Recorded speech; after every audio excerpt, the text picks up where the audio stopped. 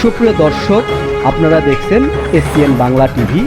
দেখুন ও সাবস্ক্রাইব করুন SPN Bangla TV, দেশ ও মানুষের কথা বলে। এগিয়ে যাচ্ছে বীর দর্পে এবং এগিয়ে যাবে এই সোনার বাংলায় ইনশাআল্লাহ। আমাদের শিল্পীদের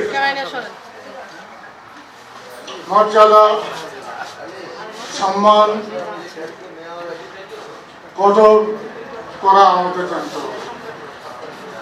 আমি একটা ছোট্ট কাহিনী বলি, এটা বোধহয় আপনারাও হয়তো জানেন, যারা জানেন তো ভালো, আর যারা জানেন না তাদের জন্য খুবই দরকার।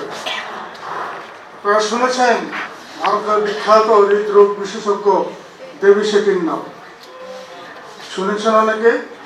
গুড। আর শিল্পী মান্নাদের নাম শুনেছেন অনেকে? Good, thank you very much.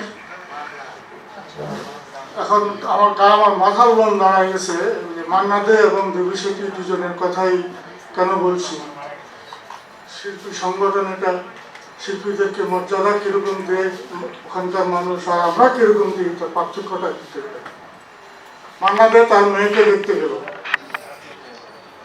মান্নাদে সেই মান্নাদে যে কবি হাউসের সে আড্ডাটা, বিখ্যাত গানটা সহ অজস্র গান করেছেন, এবং উনি গানের কথা না দেখে কোনোদিন গান করেননি। আগে দেখতেন যে গানের কথার মধ্যে মূল্য কি আছে, গানের কথার মধ্যে আবেদন কি আছে, আবেগ কি আছে, সেটা দেখে পছন্দ হলে তারপর গান করতেন, যার ফলে উনি বিখ্যাত হতে পেরেছিলেন।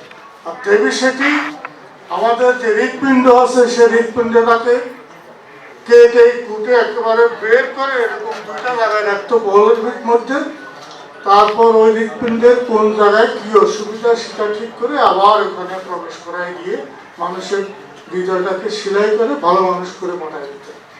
এরকম কৃতিমান পুরুষ, দেবতার মতো, চেহারাও দেবতার মতো। মান্নাদে অসুস্থ হলেন মেয়ের বাসায় গিয়ে। মেয়ের বাসাও ছিল দেবী শেঠির বাসার হাসপাতালের কাছাকাছি। ফোন করলো মেয়ে। সাধারণত মেয়েরা সবসময়, সব মেয়েরা বাবার প্রতি ভীষণ দুর্বল থাকে, আমাদের মেয়েরাও আমাদের প্রতি দুর্বল। হাসপাতালের লোকজন কথাটা দেবী শেঠির কানে দিল যে মান্নাদের বুক ব্যথা করছে, ওর মেয়ে ফোন করছে। দেবী শেঠি বললেন তাড়াতাড়ি ওনাকে নিয়ে আসে, তাড়াতাড়ি হাসপাতালে আনতে বলেন, না জানি কোনো অঘটন ঘটে যায়, দেরি যেন না হয়। মেয়ের গাড়িতে করে তাড়াতাড়ি চলে আসলো হাসপাতালের দরজা। দেখেন মর্যাদা কাকে বলে।